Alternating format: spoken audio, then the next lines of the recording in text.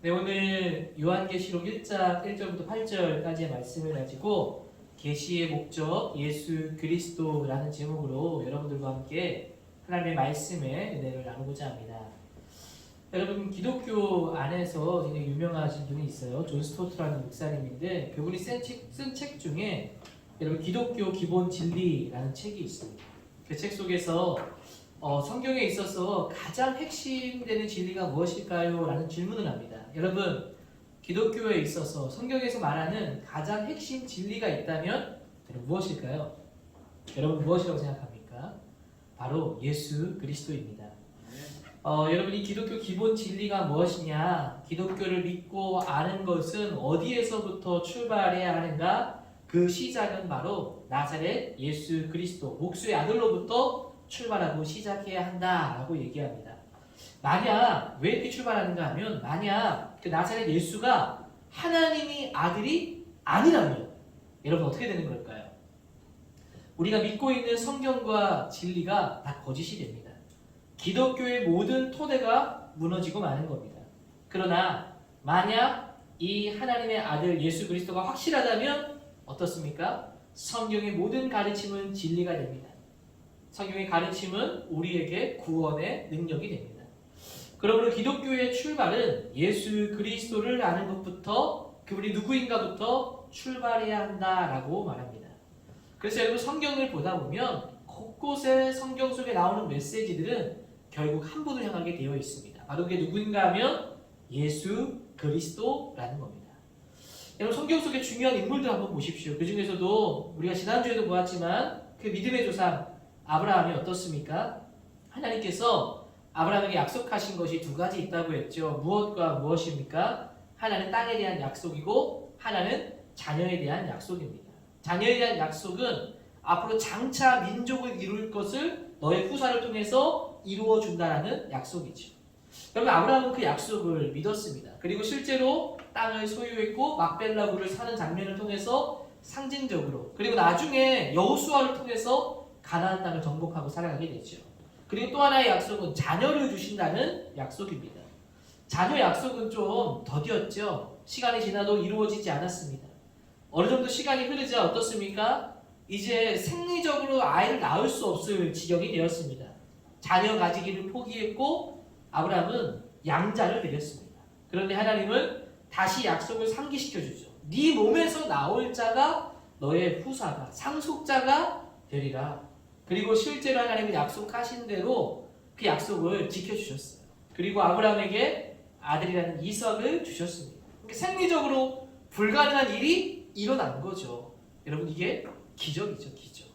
마치 예수님께서 성령으로 잉태된 것처럼 기적적인 일이 나타나게 된 겁니다. 어렵게 얻은 아들이잖아요. 너무나 어렵고 믿음으로 구해서 받은 아들인데 하나님은 뭐라고 명령하는가 하면 이 아들을 제물로 바치라고 합니다. 아브라함은 놀랍게도 이 명령에 여러분 순종하죠. 그래서 전에도 말씀드렸듯이 아브라함에게 믿음이 있었기 때문입니다. 근데 아브라함이요, 이 믿음이 있었다는 것이 아들을 죽지 않을 것이라는 것이 아니라 살아날 것을 믿었다는 것은 이 아들이 실제로 자기가 죽여야 된다는 사실을 인지하고 있었다는 겁니다. 그러니까 아들을 죽이는 이 명령, 어렵게 얻은 아들을 죽이는 명령을 가볍게 받았을 리가 없죠. 특별히 여러분, 당시에 이 고대 근동 사회에서는 어떤 일이 있었냐면 이방 신들 중에 예를 들면 몰렉과 같은 신을 섬길 때 인신 제사를 드렸어요.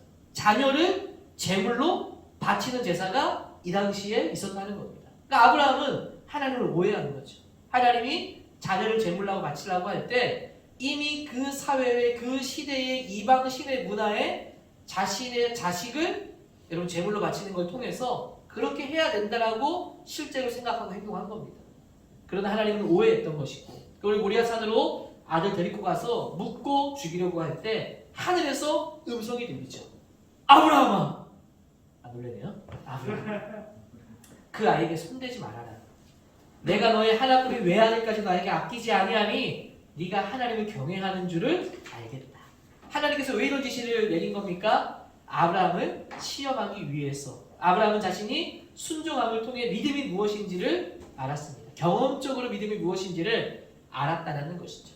그런데 여러분, 이 사건이, 이 이야기가 단지 아브라함의 믿음을 시험하기 위해서, 경험적으로 네가 순종하는 것을 알게 하기 위해서, 믿음이 무엇인지를 보여주기 위해서, 아브라함만을 위해서 여러분 이 시험을 한 것일까요? 아닙니다. 여기에는 숨겨진 의미가 있습니다. 그 숨겨진 의미가 무엇입니까? 앞으로 이루어지게 될 일을 미리 보여주는 예표라는 거예요. 사인이라는 겁니다. 바로 이 시험은 예수 그리스도의 죽음을 예표하는 사건입니다.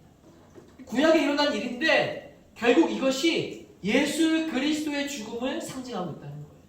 그러니까 성경을 통해서 나타나는 메시지가 무엇인가 하면 아브라함의 사건이지만 예수 그리스도를 발견하게 하신다는 겁니다.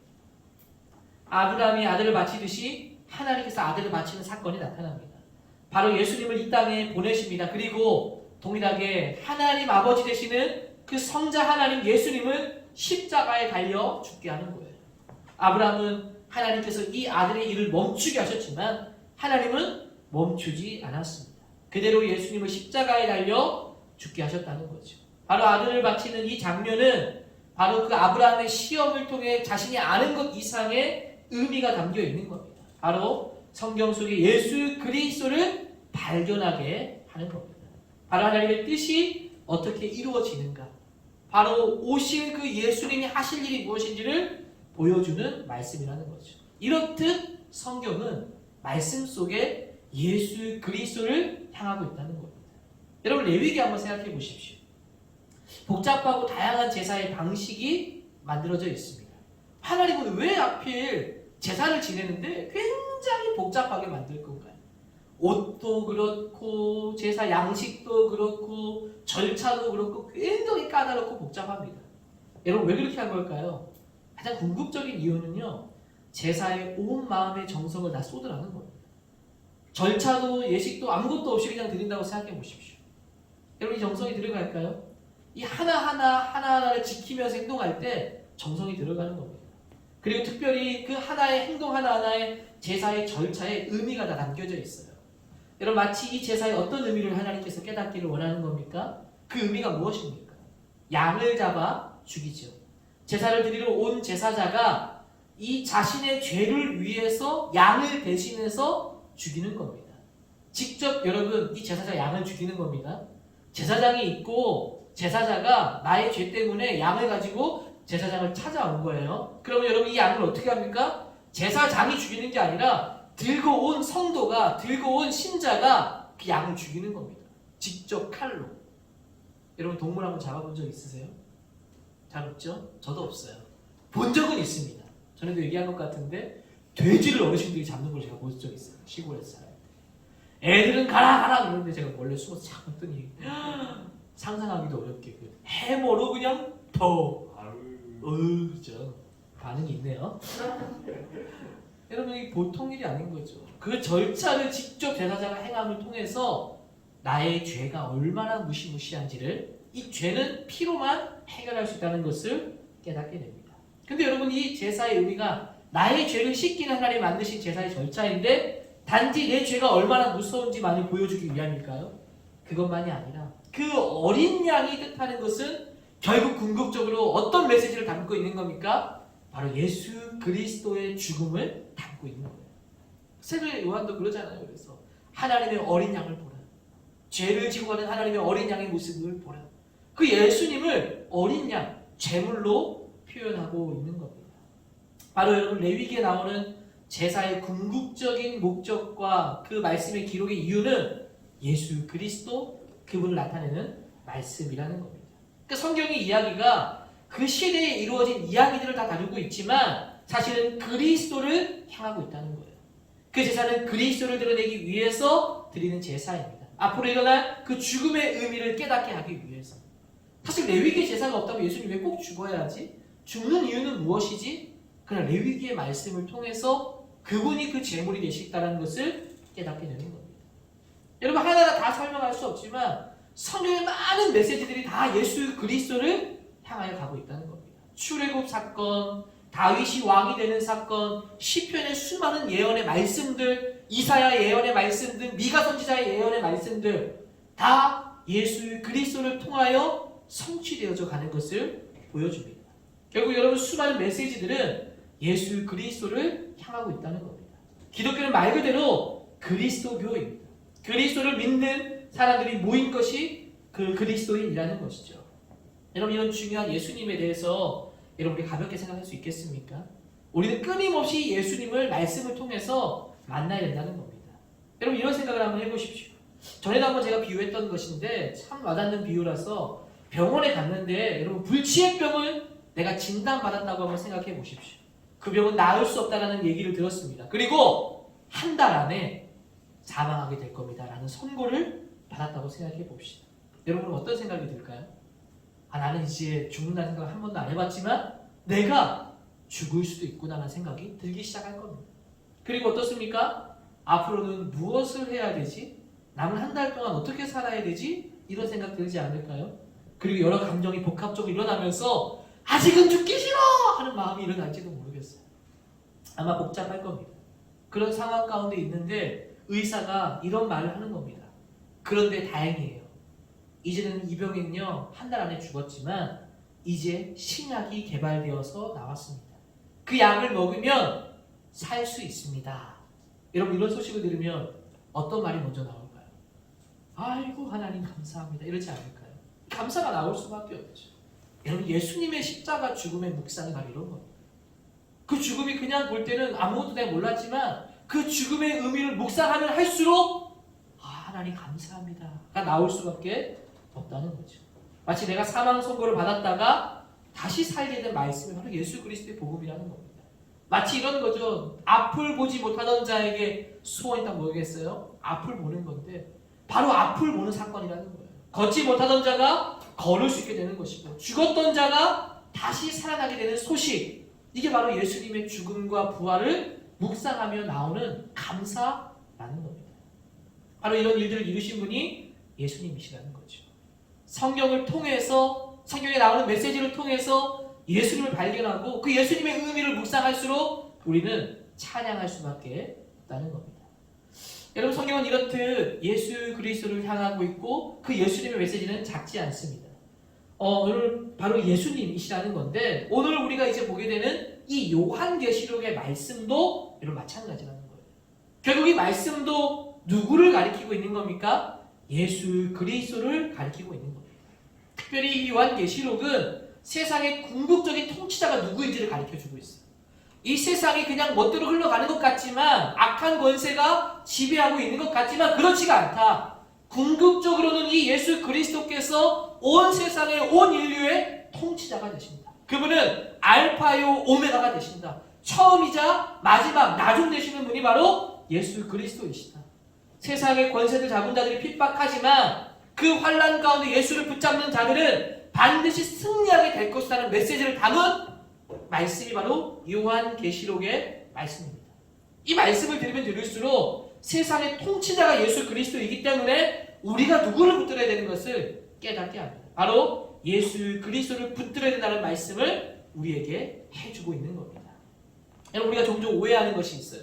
어떤 것을 오해합니까? 요한계시록은 최후의 심판만을 기억한 것으로 생각합니다. 마치 대단한 말씀인 것처럼, 대단한 책인 것처럼, 해석할 수 없는 것처럼 여기지만 사실 그렇지 않습니다. 이 책은 승리자 예수 그리스도가 누구인지를 보여주는 말씀이라는 거예요. 사탄을 물리치고 결국 종말에 와서 새하늘과 새 땅을 이룰 분이 예수 그리스도이시다라는 것을 보여주는 말씀입니다. 특별히 여러분, 서신에는요, 이 말씀에는요 다 배경이 있어요. 이 말씀을 받을 때 받는 청중과 독자들이 있다는 겁니다. 지금 우리를 향해서 2000년 이후의 말씀을 쓴 것은 아니죠. 그 시대에 있던 사람들에게 쓴 것입니다. 왜 이런 말씀을 여러분 기록한 걸까요? 왜 환난 중에 그리스도를 붙들라고 여러분 이 요한계시록을 기록한 것입니까? 그 말은 그 시대에 있던 사람들이 환난과 핍박을 받고 있었기 때문이라는 거예요. 그들에게 소망을 얹어주기 위한 말씀이 바로 이 요한계시록입니다. 이 요한은 바로 AD 1세기 사람인데 그 로마 시대에 있던 그 그리스도인들, 이 지가 로마 시대인데 로마 시대에 있던 그리스도인들을 향해서 7 교회를 향해 이 요한계시록의 편지를 작성합니다. 그리고 그들에게 승리자가 그리스도임을 잊지 말라고 말씀합니다. 왜 하필 많고 많은 교회 중에 7 교회일까요? 그 당시에 요한이 쓸 수 있는 교회가 7 교회밖에 없었던 것일까요? 그것이 아니라 여러분 이 말씀을 기록할 때 이 말씀도 어떤 문학적인 양식이 있는데 그 문학적 양식 중에 이 7이라는 것은 완전수에 해당합니다. 수많은 교회들이 있지만 7교회에 서신을 썼다라는 것은 모든 교회 가운데 편지하는 것이고 더 나아가는 오늘날 서울 영동교회 우리 고등부 안에도 함께 이 서신의 말씀을 우리에게 주고 있다는 겁니다. 그 말씀을 주는 이유는 소망을 잃지 말고 사단의 권세에 빠지지 말고 처음과 나중 되시는 예수 그리스도를 붙들라는 겁니다. 특별히 여러분 이 말씀을 이해하려고 하면 이 말씀이 어떤 시대에 어떻게 읽혔는지를 우리가 볼 필요가 있어요. 아까 말씀드린 대로 이 말씀이 기록된 시기는 로마 황제의 숭배 사상이 가장 절정으로 일어난 시기 때 기록된 겁니다. 로마가 세워지고 황제가 등장하면서 가장 박해를 받은 시기 때 이 요한계시록이 기록됐다는 겁니다. 이 황제의 숭배 사상이 언제부터 이루어졌는지를 좀 살펴보아야 되는데 로마의 황제, 초대 황제가 누구입니까? 바로 아우구스투스 황제이죠. 여러분 이 아우구스투스 황제 때 여러분 이 황제의 숭배 사상이 그때부터 일어났던 것일까요? 여러분 그렇지 않습니다. 그렇지 않고 오히려 그 앞전에 있던 그 시저에 대한 신을 숭배하는 사람들이 많았는데 실제로 숭배하는 사람들이 많았는데 그것을 이 아우구스투스 황제는 허락을 해줬어요. 허락을 해주었고 대신에 황제의 숭배를 하지 않는다고 강압하거나 핍박하거나 강요하지 않았습니다. 그냥 자연스럽게 그 시대를 잘 넘어가는 그런 시대였습니다. 그러면 언제부터 이 황제가 핍박을 했는가? 네로라는 황제 때부터 기독교에 대한 대박해가 일어났습니다. 여러분 이때 내려온 전승에 의하면 베드로가 순교한 걸로 알려집니다. 네로 황제로 의해서. 여러분 네로 황제 순교당할 때 내려오는 전승에 의하면 뭐라고 기록되어 있는가 하면 베드로는 십자가에 거꾸로 못 박혀 죽었다고 알려져 있습니다. 왜 하필 거꾸로 못 박힌 것일까요? 내려오는 전설에 의하면 이 베드로가 십자가에 못 박혀 죽임을 당하게 될 때 그렇게 요청했답니다. 내가 차마 예수 그리스도와 동일하게 십자가에 못 박힐 수 없다. 그래서 거꾸로 매달아서 죽었다는 이야기가 있습니다. 어쨌든 중요한 사실은 베드로가 이때 이 박해 가운데 죽게 되었다는 거예요. 또 한 사람 누구입니까? 사도 바울도 이 네로 황제 때 순교한 걸로 알려져 있습니다. 여러분 엄청난 대박해가 일어났던 시대예요. 근데 여러분 이 박해가 왜 일어난 줄 아십니까? 황제를 숭배하지 않아서일까요? 그렇지 않습니다. 황제를 숭배하지 않아서 일어난 박해가 아니라 그 당시의 이 네로 황제 때 로마의 대화재 사건이 일어납니다. 화재가 너무 크게 났는데 이 화재가 네로가 저지른 화재라고 사람들의 소문이 흉흉했어요. 이 소문을 잠재우고 이 책임을 전가하기로 적응한 사람들이 누구였냐면 기독교인들이었습니다. 화재가 난 지역에 기독교인들이 많다라는 나름의 이야기를 듣고 이 기독교인들이 이 화재를 저지른 원흉이라 지적하고 대대적인 박해를 통해서 엄청난 사람들이 여러분 그리스도인들이 죽게 되어집니다. 그렇게 해서 이 화재의 비난을 피하기 위해 대박해가 일어난 것이죠. 여러분 황제의 숭배 사상은 이때는 강하게 일어난 때는 아닙니다. 내가 신이다라고 말했던 때는 아니었다는 것이죠. 네로 황제 이후에도 여러분 세워진 왕들은요 황제의 숭배 사상을 강요하지 않았습니다. 그러니까 기독교인들은 여전히 그리스도를 믿으면서 어느 정도 믿음을 유지하고 살 수 있는 나름의 환경이 있었습니다. 오히려 문제가 있었다고 한다면 이단들의 출현이죠. 이단들이 출현해서 그리스도가 뭐 다르게 됐다, 가룟 유다가 사실은 굉장한 수제자다, 이러한 위경과 잘못된 말씀들이 난무하기 시작하고 무슨 하나님은 선하시고 인간은 악하기 때문에 선한 하나님이 인간을 만들었을 리 없다 말하면서 이원론과 같은 영지주의 이단들이 난무하다. 오히려 그런 것들이 너무 문제였다는 겁니다. 그런데 여러분 네로 황제 이후에 수많은 왕들도 황제 숭배를 강요하지 않았지만 근데 어느 순간 어느 정점에 가서부터는 황제가 신으로 지칭하는 일들이 나타나기 시작합니다. 그때부터 그리스도인들이 로마의 황제이냐 그리스도이냐를 선택할 수밖에 없는 환경에 처하게 돼요. 그 이후로부터 끊임없는 기독교의 대박기가 일어나게 됩니다. 그때 시작이 언제인가 하면 바로 도미티아누스 황제 때입니다. 이 도미티아누스는 AD 96년 이후에 세워진 황제인데 여러분 모든 법령에 자신을 신으로 지칭하기 시작했습니다. 여러분 지방의 관리들이 공문들을 쓸 때 항상 첫머리에 뭐라고 썼는가 하면 우리의 주시며 신이신 도미티아누스 황제의 명령을 따라라는 문구로 항상 모든 문서를 작성해야 했어요. 그리고 그 왕과 직접 대면하여 이야기할 때는 주님이시며 신이신 이러한 문구들을 사용하면서 이 도미티아누스 황제를 대해야 했습니다. 황제가 신격화되기 시작한 때입니다. 이때 여러분 수많은 그리스도인들에게 있어서는 선택지가 두 가지밖에 없었어요. 하나는 로마의 황제를 신으로 선택할 것이냐, 아니면 예수 그리스도를 유일한 신으로 고백할 것이냐. 그 선택의 결과는요, 예수 그리스도를 선택할 때 죽음 아니면 죽음과 같은 고통에 처하게 되는 결정이었습니다. 쉬운 결정은 아니었다는 것이죠. 이 바로 도미티아누스 황제 때 이 대박해 황제 숭배 사상이 이제 본격적으로 시작될 그때에 요한이 반모섬으로 유배를 가게 된 겁니다. 그 반모섬에 유배되어 있을 때 하나님께서 이 사도 요한, 여러분 이 요한계시록의 저자가 사도 요한으로 보는 게 보통 전통적인데 사도 요한이 아닌 어떤 장로 요한일 가능성도 있다고 얘기도 합니다. 어쨌든 이 요한이 여러분 계시를 받고 이 계시의 말씀을 기록한 겁니다. 1절에 보니까 예수 그리스도의 계시라 이는 하나님이 그에게 주사 반드시 속히 일어날 일들을 그 종들에게 보이시려고 그의 천사를 그 종 요한에게 보내어 알게 하신 것이라. 4절에 보니까 요한은 아시아에 있는 7 교회에 편지하니. 여러분 무엇을 보여주고 있는 겁니까? 환난당하고 있는 가장 박해에 있던 이때 1세기 로마 안의 그리스도인들을 위해서 하나님께서 요한을 통해서 계시를 그에게 보여주신 겁니다. 그 계시는 앞으로 이 환난이 끊임없이 일어나게 될 것이다. 계시록의 말씀을 읽다 보면 악한 사탄과 용의 형상과 어떤 뭔가 지옥과 같은 형상들이 막 나타나기 시작하는데 결국 그러나 어린 양의 보혈의 피로 궁극적인 승리를 이루게 될 것이라는 것을 요한을 통해 보여주고 있는 겁니다. 즉 사탄은 악한 짐승, 사탄에게 핍박을 받는 악의 지배, 세상의 권력을 가진 자들이 세상을 통치하고 믿는 자들을 공격하는 일들이 일어나고 있는 세상. 그런 가운데서 공격 속에 그리스도인들은 그리스도이심을 지키고 믿는 자들은 결국 승리하게 될 것이라는 것을 기록한 겁니다. 그러니까 가장 핍박받은 그 시대에 이 요한의 계시 그 본 것을 통하여서 그리스도를 더욱더 확신하게 됩니다. 결국 종말에 가서는 영광과 축복이 그리스도 안에만 있다는 것을 기억하고 견디라는 겁니다. 이 말씀을 붙들고 견디라는 겁니다. 여러분 요한계시록은요 그 당시에요 낭독되어졌습니다.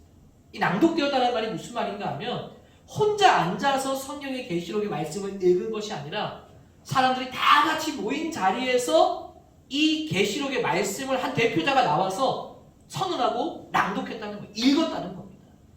바로 예수 그리스도의 계시라 이러면서 그 많은 사람들이 아마 일과를 마치고 읽었을 거죠. 앉아있는 곳에 이 말씀을 한 사람의 대표자가 요한의 계시라 그리스도의 계시라 하나님이 너에게 주사 속히 일어날 일들을 너에게 보이시려고 그의 천사를 그 종 요한에게 보내어 알게 하신 것이라 이러면서 읽어준 겁니다.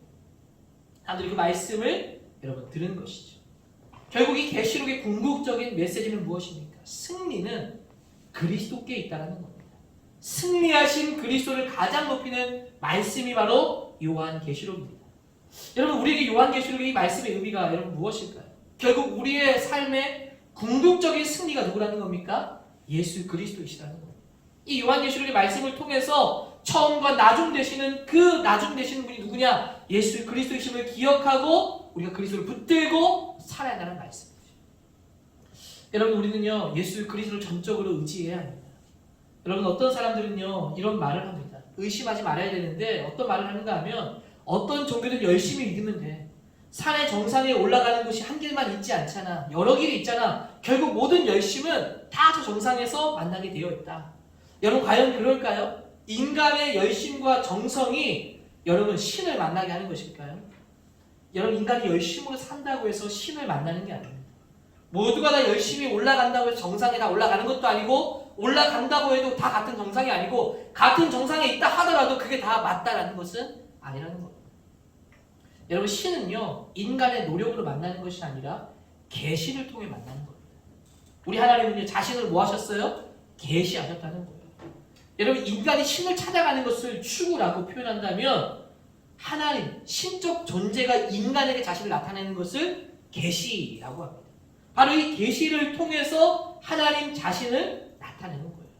이 계시의 말씀을 통해 우리가 누구를 봅니까? 성령의 궁극적으로 향하는 분이 누구예요? 예수 그리스도를 보게 된다는 겁니다.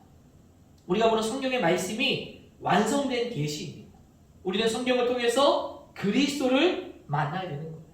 바로 모든 계시의 말씀이 그리스도를 향하여 기록되었고 그분을 나타내게 되었기 때문이죠. 1세기 그리스도인들이 이 계시를 통해서 예수 그리스도를 붙들며 환난 속에서 소망을 여러분 노래하는 것입니다. 그러니까 우리의 삶을 적용해서 보면 어떻습니까? 우리는 이런 목숨을 거는 위협과 어려움은 여러분 없죠. 근데 여러분 1세기처럼 생명을 담보로 하는 것은 아니지만 우리도 여전히 환난과 핍박 속에 있습니다. 수많은 유혹과 공격과 어려움 속에 있다는 것이죠. 특별히 우리는 사상적으로 굉장히 많은 공격을 받습니다. 야, 어떤 사람들 이렇게 말하지 않아요? 여러분들 친구 중에? 야, 신이 어디 있다 그래? 신이 있다면 내 눈에 보여줘봐 라는 이런 말도 안 되는 사상적인 공격을 우리가 받고 있지 않습니까? 특별히 세상은요, 우상의 굉장히 큰 지배 아래 있죠. 만몬이라는 우상, 성공의 우상, 어떤 대학이라는 것도 여러분 어쩌면 우상일지 않을까요? 어떻게 해서든지 성공해야 되고 잘 돼야 된다는 것, 이것이 바로 우상 아니겠습니까? 우리는 손해보지 않고 어떻게든 더 많은 것을 누리려고 하는 그런 사상의 지배를 받고 있는 거예요. 이게 바로 여러분 어쩌면 그리스도를 멀어지게 하는 핍박이라는 겁니다. 여러분 이러한 때 우리에게 필요한 것은 궁극적인 승리자가 예수 그리스도라는 것을 깨달아야 된다는 거예요. 그분을 온전히 만나야 된다는 것을 깨달아야 한다는 겁니다. 여러분 그러려면 어떻게 해야 되겠습니까? 하나님의 말씀을 통해서, 계시된 성경의 말씀을 통해서 계속해서 가리키는 분이 누구라고 그랬어요? 예수 그리스도라는 것을 기억하고 우리 역시 날마다 새롭게 예수 그리스도를 만나야 된다는 거예요. 그리고 그분의 다스림을 받아야 한다는 겁니다. 바로 그것이 궁극적인 승리의 메시지이기 때문입니다. 여러분 그래서 오늘 말씀을 통해서요, 이제 앞으로도 그렇고 영원토록 이 말씀을 통해서 예수 그리스도를 더욱더 새롭게 발견하고 알게 되기를 주의 이름으로 축복합니다. 그분이 정말 나의 삶의 유일한 통치자이시고 유일한 승리자라는 것을 기억하게 되기를 바랍니다. 여러분 그러려면 날마다 예수 그리스도를 새롭게 묵상하고 공감해야 돼요. 여러분 제가 그때도 한번 공감이라는 메시지를 얘기하면 여러 가지 많은 이야기를 했는데, 여러분 한때 그리스도인 부부가 아이를 입양했던 적이 있죠. 인터뷰를 하면서 자신이 한 일을 막 자랑했는데 알고 봤더니 어떻게 됐습니까? 아이를 학대하고 결국 죽음에 이르게 되었죠. 여러분 그 소식을 들을 때 마음이 아프지 않던가요? 이런 공감이 우리에게 있어야 된다는 거예요. 세월호 이야기도 그래요. 배에 선장은 가만히 있으라 라고 얘기했는데 선장은 그 배에서 탈출했죠. 여러분 분노가 일어나기도 하고, 여러분 일제 치하할 때는 우리나라가 얼마나 치욕적이고 아픈 역사가 많습니까? 전쟁에 우리나라 여성들을 강제로 끌고 가 성노역을 시키고 지금도 인정하지 않고 있죠. 여러분 이런 이야기를 들으면 아무렇지 않은 사람이 어디에 있겠습니까? 지금도 화가 나고 분노가 나기도 하는 겁니다. 같은 아픔이 있기 때문에 공감되고 분노가 일어나는 거죠. 여러분 이런 공감의 능력이 여러분 성경을 읽는 가운데도 나타나야 된다는 거예요. 예수 그리스도의 이야기를 볼 때 그분의 죽음이 어떤 소식인지에 대한 공감이 있어야 된다는 거예요. 날마다 새롭게 예수님의 이야기를 보게 되기를 주의 이름으로 축복합니다. 새롭게 예수님을 발견하게 될 때 우리의 삶은 새로워지는 줄로 믿습니다. 그리고 환난과 어려움의 이 세상 속에서 우리를 승리하게 하여 주시는 줄로 믿습니다. 네. 결국 궁극적인 모든 승리가 예수 그리스도 안에 있음을 기억하고 우리의 삶에 붙들어야 될 유일한 소망이 그리스도임을 기억하고 삶의 중심이 그리스도가 되는 은혜가 있게 되기를 주의 이름으로 축복합니다. 우리 같이 한번 말씀을 기억하면서 함께 기도하면 좋겠습니다.